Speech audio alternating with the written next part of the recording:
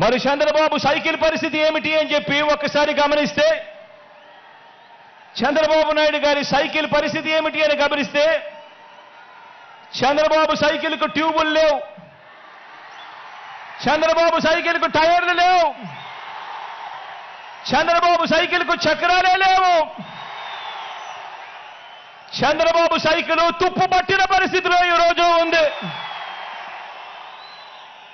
ఆ తుప్పు పట్టిన సైకిల్ను తొక్కటానికి, ఆ తుప్పు పట్టిన సైకిల్ను తోయటానికి ఇవాళ చంద్రబాబు నాయుడు గారికి వేరే పార్టీలు కావాలి. ఇది చంద్రబాబు నాయుడు గారి జాబ్ రిక్వైర్మెంట్. ఎందుకంటే బాబు పేరు చెబితే గుర్తుకొచ్చే ఒక్క మంచి కూడా ప్రజల నోట్లో నుంచి వినపడదు. చంద్రబాబు పేరు చెబితే గుర్తుకొచ్చే ఒక్క స్కీము కూడా ప్రజల నోట్లో నుంచి వినపడదు, కనిపించదు. అందుకే పొత్తుల్లో భాగంగా ముందుగా ఒక ప్యాకేజీ ఇచ్చి ఒక దత్తపుత్రుని తెచ్చుకున్నాడు ఈ పెద్ద మనిషి చంద్రబాబు నాయుడు.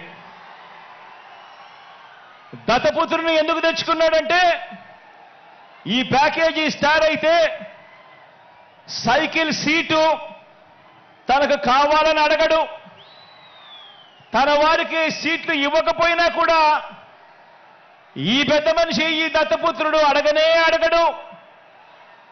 ఎందుకు ఇన్ని తక్కువ సీట్లు నాకు ఇస్తున్నావు అని చెప్పి అంతకన్నా క్వశ్చనే చెయ్యడు.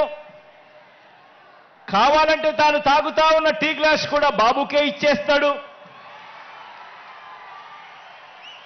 చంద్రబాబు సిట్ అంటే కూర్చుంటాడు, చంద్రబాబు స్టాండ్ అంటే నిలబడతాడు.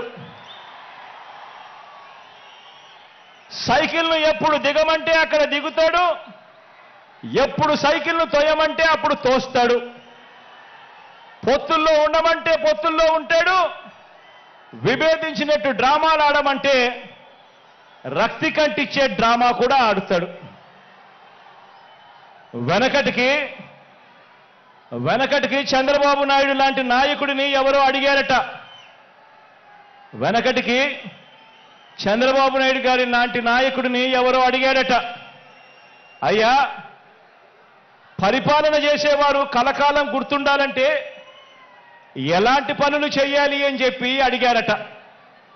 ఎలాంటి పనులు చేస్తే కలకాలం గుర్తుండిపోతాం ప్రజల్లో అని చెప్పి అడిగాడట. అప్పుడు ఆ బాబు ఏం చెప్పాడంటే, ప్రజలకు అన్నం పెడితే అరిగిపోతుంది, ప్రజలకు చీర కొని పెడితే చిరిగిపోతుంది, ప్రజలకు ఇల్లు కట్టిస్తే కూలిపోతుంది, కర్రు కాల్చి వాత పెడితే మాత్రమే ప్రజలకు కలకాలం గుర్తుంటుందని ఆ బాబు చెప్పాడట. ఈ 14 ఏళ్ళు సీఎంగా ఉన్న బాబు కూడా అలాంటోడే. 14 ఏళ్ళు ముఖ్యమంత్రిగా ఉన్న ఈ చంద్రబాబు కూడా అలాంటోడే. అదే చేశాడు. అలాంటి బాబు ఎంతమందితో పొత్తులు పెట్టుకున్నా, ఇలాంటి ఈ చంద్రబాబు ఎంతమందితో కూడా పొత్తులు పెట్టుకున్నా కూడా ఈ చంద్రబాబు నాయుడు గారి పరిస్థితి సున్నా. ఈ సున్నా ఇంటూ ఎన్ని పొత్తుల్లో ఎన్ని పార్టీలున్నా కూడా దాని విలువ ఒక బోడి సున్నానే.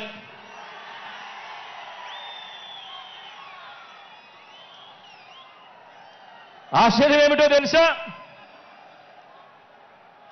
ఇప్పుడు చంద్రబాబు నాయుడు గారు ముగ్గురితో కలిసి పొత్తు అని అంటా ఉన్నాడు, 3 పార్టీలతో పొత్తు అని అంటా ఉన్నాడు. ఈ ముగ్గురు కలిసి 2014లో ఇలానే పొత్తుగా ఏర్పడి, ఈ ముగ్గురు కలిసి ఇలానే పొత్తుగా ఏర్పడి 2014లో ఒకే స్టేజ్ మీద కూర్చొని వీళ్ళంతా కూడా భాషణలు ఇచ్చారు, మీటింగులు పెట్టారు. ఒకే ప్రకటనలో ఇలా ముగ్గురు ఫోటోలు వేసి, ఒకే ప్రకటనలో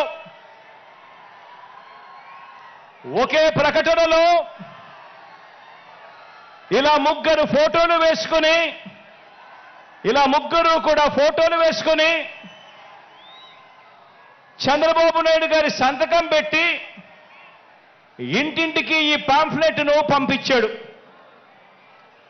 ఇంటింటికి పంపించిన ఈ పాంఫ్లెట్లో చంద్రబాబు నాయుడు గారు ఏం రాశారో తెలుసా? ఈ ముగ్గురు ఫోటోలు పెట్టి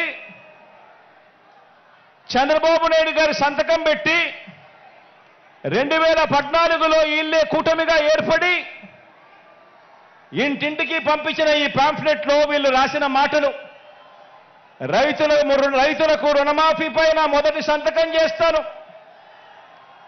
డ్వాక్రా సంఘాల రుణాలన్నీ పూర్తిగా రద్దు చేస్తాము, మహిళల రక్షణకు ఉమెన్ ప్రొటెక్షన్ ఫోర్స్ ఏర్పాటు చేస్తాము,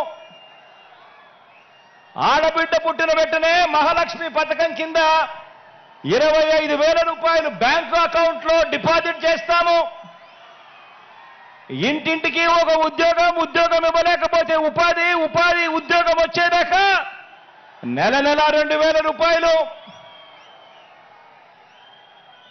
నిరుద్యోగ భృతిగా ఇస్తాము, 10,000 కోట్లతో బీసీ సప్లాను, చేనేత మరియు పవర్ లూమ్స్ కు సంబంధించిన రుణాలు మాఫీ, అర్హులైనందరికీ కూడా 3 సెంట్ల స్థలం, అర్హులైనందరికీ కూడా 3 సెంట్ల స్థలం, పక్కా గృహాలు మంజూరు చేస్తాము, రాష్ట్రాన్ని సింగపూర్గా మించి అభివృద్ధి చేస్తాము, ప్రతి నగరంలో హైటెక్ సిటీ నిర్మిస్తాము. ఇదే చంద్రబాబు నాయుడు గారు, ఇదే కూటమిలో ఉన్న ఇదే దత్తపుత్రుడి ఫోటో, ఇదే ఇప్పుడు చంద్రబాబు నాయుడు గారు ఢిల్లీకి వెళ్లి ఏకంగా కూటమిగా ఏర్పడి పొత్తులోకి తెచ్చుకున్న మోడీ గారి ఫోటో. వీళ్ళు ముగ్గురు కలిసి చంద్రబాబు నాయుడు గారు సంతకం పెట్టి ఈ ప్రతి పాంఫ్లెట్ను కూడా ప్రతి ఇంటికి చంద్రబాబు నాయుడు గారు పంపించాడు. ఇందులో ఇచ్చిన హామీలు ఏవైనా కూడా అమలయ్యాయా అని అడుగుతా ఉన్నాను. ప్రత్యేక హోదా ఇచ్చారా అని అడుగుతా ఉన్నాను.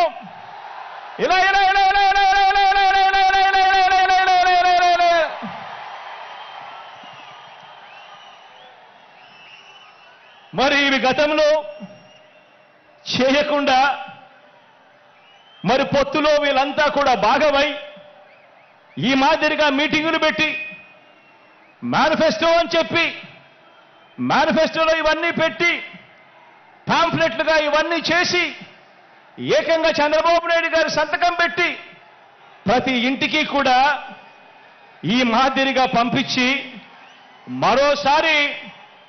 మరోసారి ఇదే డ్రామాను, ఇవే పొత్తులు, మరోసారి ఇలాంటివే ఇంతకన్నా ఎక్కువ హామీలు ఇస్తూ మరోసారి మోసం చేసేందుకు ఈరోజు మళ్ళా చంద్రబాబు నాయుడు గారి పొత్తుల డ్రామాతో మళ్ళీ ఈరోజు మీ అందరి ముందుకు వస్తా ఉన్నారు.